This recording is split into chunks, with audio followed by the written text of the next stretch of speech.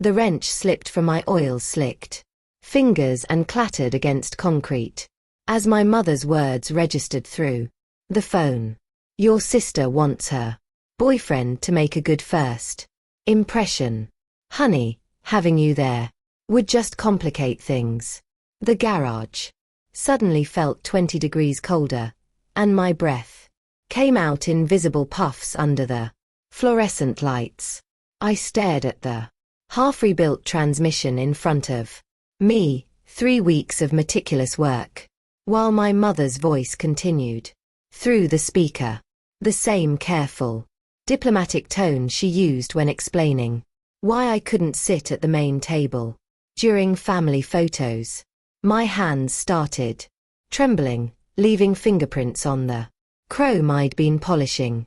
My name is Hannah. I'm 31 and I'm a master mechanic who rebuilds classics that collectors pay 6 figures for. This is the story of how I finally stopped fixing what was never meant to work. The call ended with a click that echoed off the metal walls.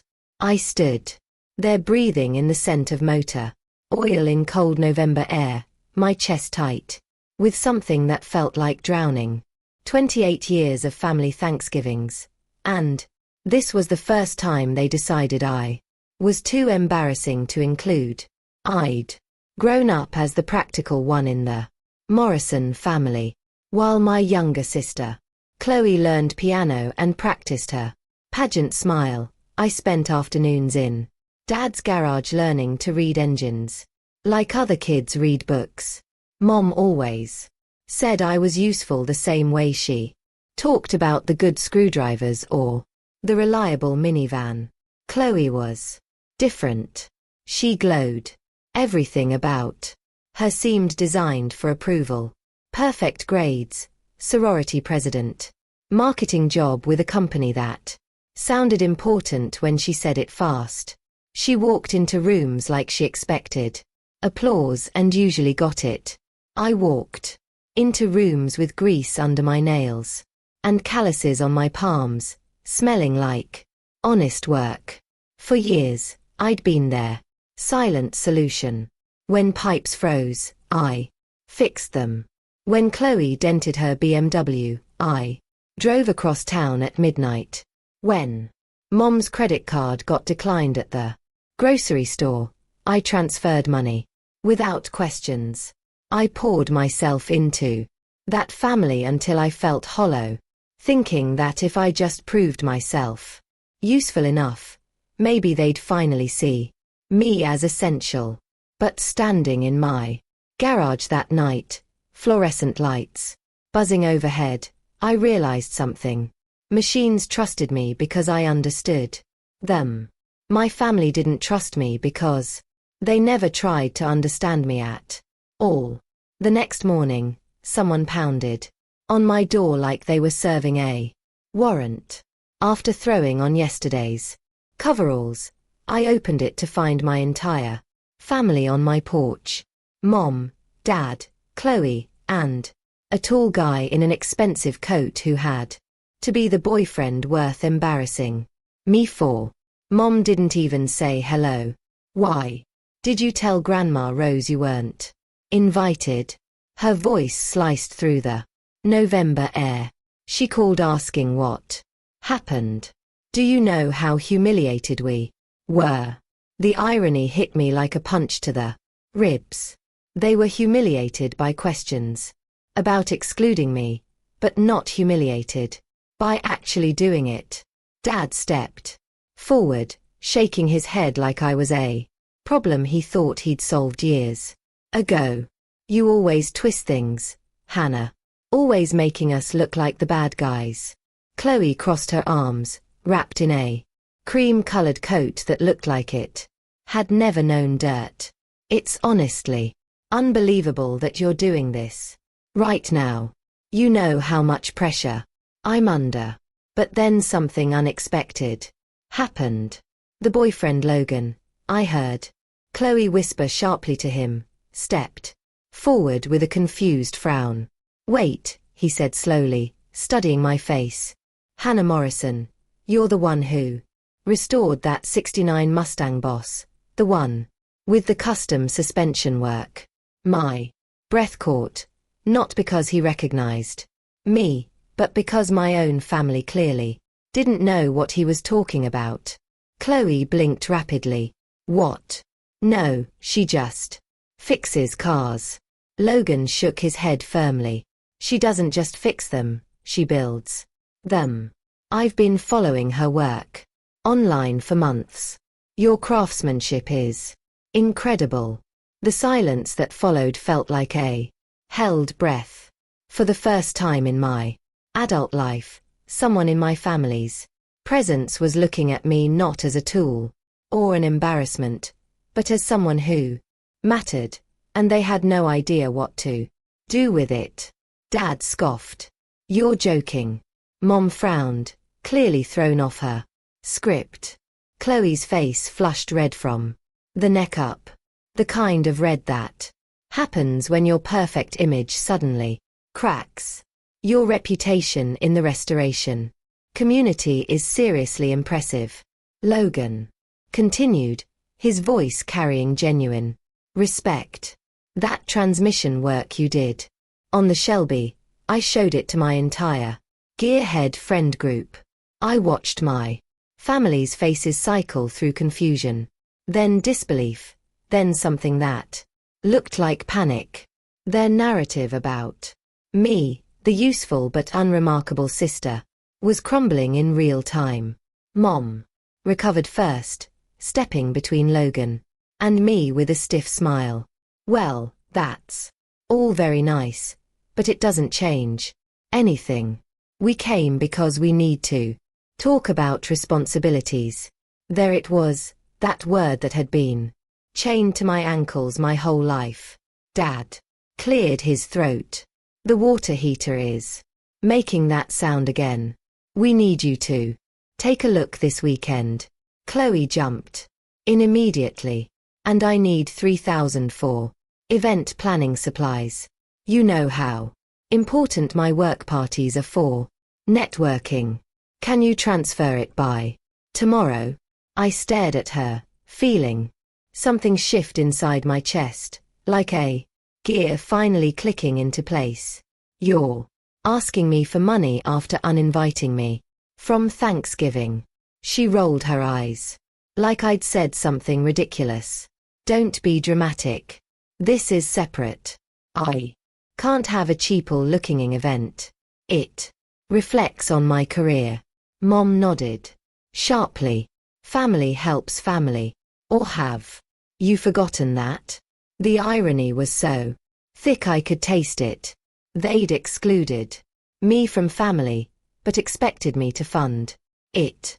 Logan's eyes moved slowly between them and me. Are you serious? He asked quietly. After everything you just said to her. Dad barked. This is none of your concern. But Logan didn't back down. He looked at me with something I wasn't used to. Clarity. Is this normal for them?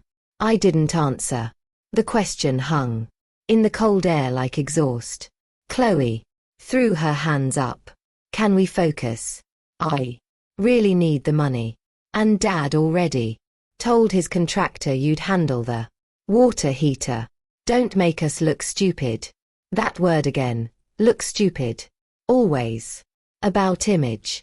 Always about appearances. Something inside me settled like an engine finally finding its rhythm. No, I said it wasn't loud. It wasn't angry. It was steady, final, and unshakable. Mom blinked. What did you say? I'm not fixing the water heater, I repeated calmly. I'm not paying for party supplies. I'm not covering bills. Anymore. Not anymore. Silence cracked across the porch like winter ice. Dad stepped forward, his face darkening. After everything we've done for you. You mean feeding me as a child?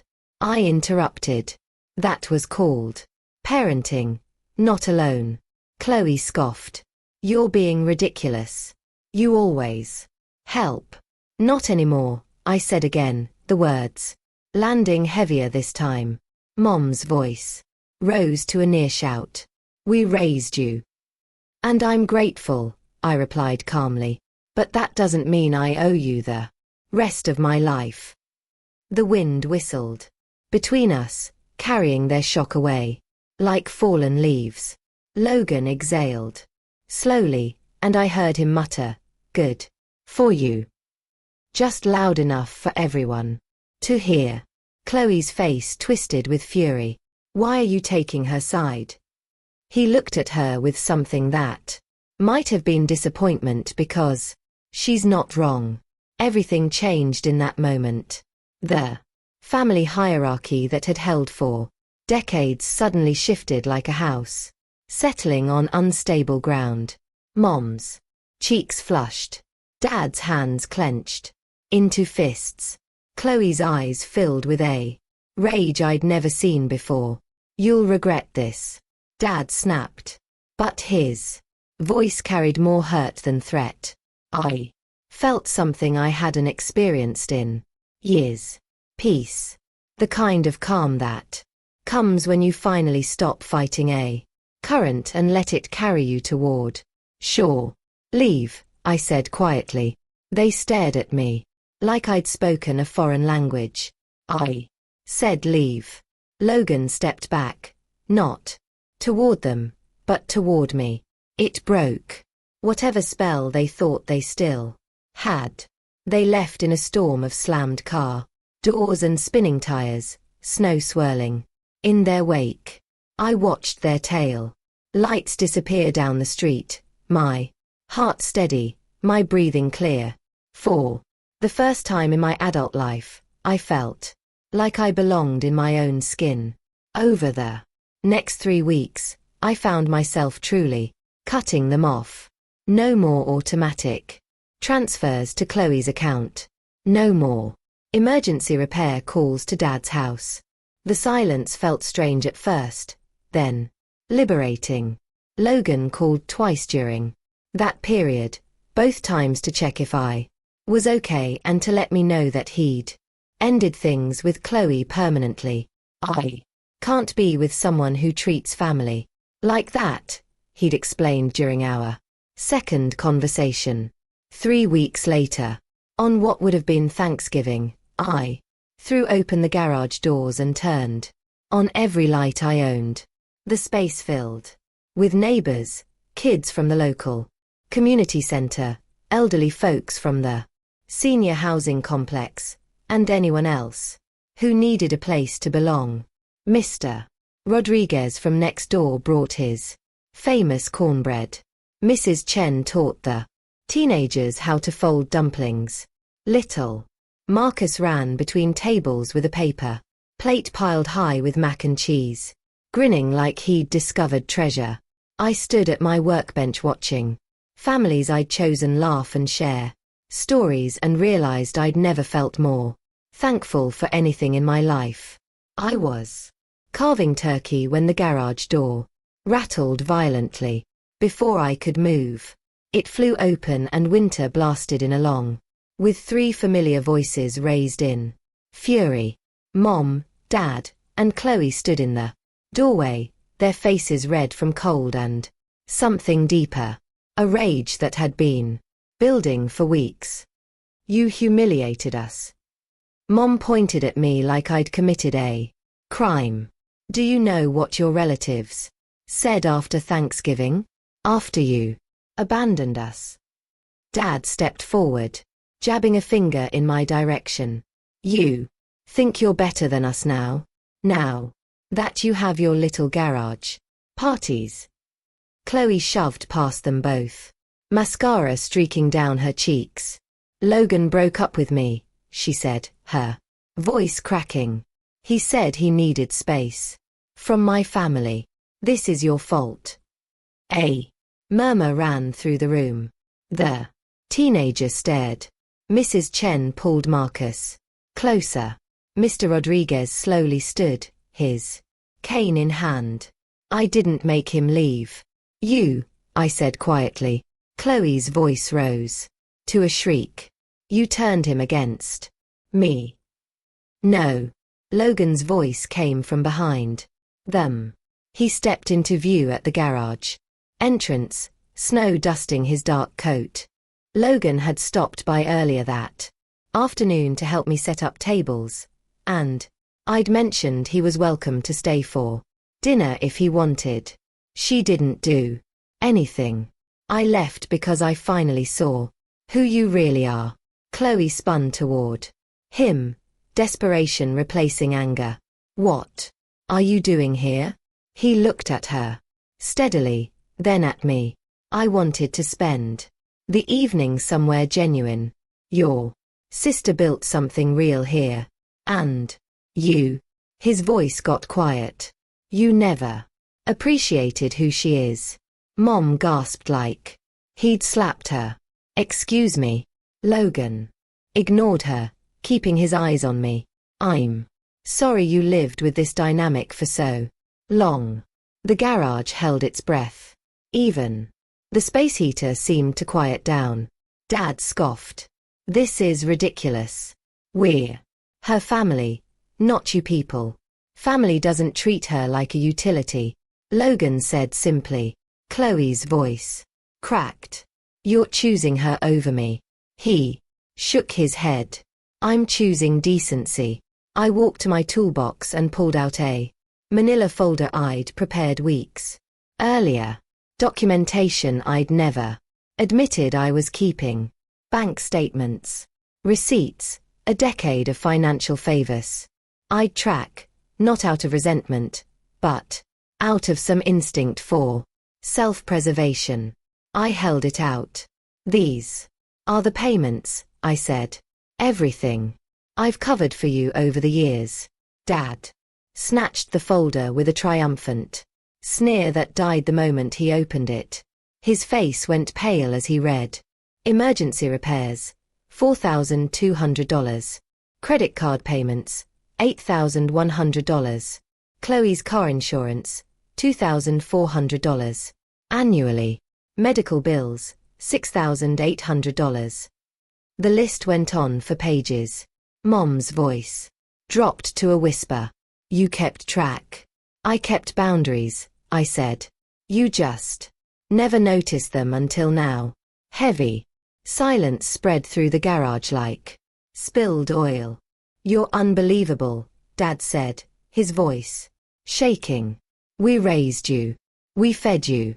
You owe us respect. I owe you honesty, I replied calmly. And here it is. I'm done. Chloe's scream tore through the air. You ruined everything. Logan stepped between her and me. Stop blaming her for your choices. Mom lunged forward, reaching for the folder like she could erase what it contained. No one will believe this. No one will believe you chose strangers over family. I gestured around the room at the faces watching her, not with hostility, but with clarity, with disappointment, with truth. They already do, I said. Dad's voice broke. You'll regret this, Hannah. I shook my head, feeling lighter than I had in years. No, I regret letting it go on this long. Chloe stared at Logan, tears streaming. Please come back. This isn't who we really are. Logan looked at her with a sadness that felt final. It's exactly who you've always been. I just didn't want to see it, she whispered. So, you're choosing her garage over me? I'm choosing a place where people treat each other with respect, he said. Mom, Dad, and Chloe stood there looking smaller than I'd ever seen them. Exposed, deflated, with no audience left to perform for. I walked to the garage door and opened it wider, stepping aside. Leave, I said. For the first time in my life, they listened. Snow swallowed their footsteps as they walked back into the night, their silhouettes fading until the storm carried them away completely. Logan turned to me. You okay? I nodded because something inside me had finally settled. Not anger, not triumph, just peace. I walked back into the warmth of my garage where my chosen family waited quietly, patiently. Let's eat, I said, and the room exhaled as one. The storm outside lasted through the night, but inside the garage, something had shifted permanently. After my biological family left, conversation slowly returned, gentler than before, but genuine. People helped clean up without being asked. Kids shared dessert with adults who weren't there. Grandparents. Logan stayed to help load leftover containers, pressing Mr. Rodriguez's phone number into my hand. He said his grandson is looking for an apprentice, Logan explained. Thought you might be interested in teaching. When everyone finally went home, I stood alone in my garage, surrounded by the comfortable mess of a real family dinner. Oil stains on concrete, folding chairs arranged in crooked rows, the lingering scent of cornbread and acceptance. I'd spent 3 decades trying to earn a place at a table that was never meant for me. It took lowing that seat to realize I could build my own. 6 months later, Logan and I had settled into a comfortable friendship. He came by for Thursday dinners regularly and helped me teach basic mechanics to the neighborhood kids. When Chloe's text arrived that spring evening, "Can we talk? I miss you." I showed it to him over coffee. "What do you think?" I asked. He studied the message, then looked at me steadily. "I think some bridges burn completely, and that's exactly as it should be." I read the text one more time, then deleted it without responding. He was right. My garage is open every Thursday evening now. Community dinners that draw neighbors, kids learning basic mechanics, elderly folks who just want company. Logan comes by not as Chloe's ex-boyfriend, but as someone who understands what real family looks like. I never chased another invitation to their table. I didn't need to. I'd built something better. A space where being useful wasn't the price of belonging. Where grease-stained hands were welcome. Where the only requirement for family was showing up. If you've ever walked away from people who confused your value with your usefulness, you're not alone. Sometimes the family we choose loves us better than the family we're born into. Before you go, here's a quick bonus for sticking around. If you love learning and growing like I do, you need to try audiobooks. I've got an exclusive deal with Audible. Your first month is completely free. That's access to over 500,000 titles, 0 cost to you. All the details are waiting in the description. Don't miss this one.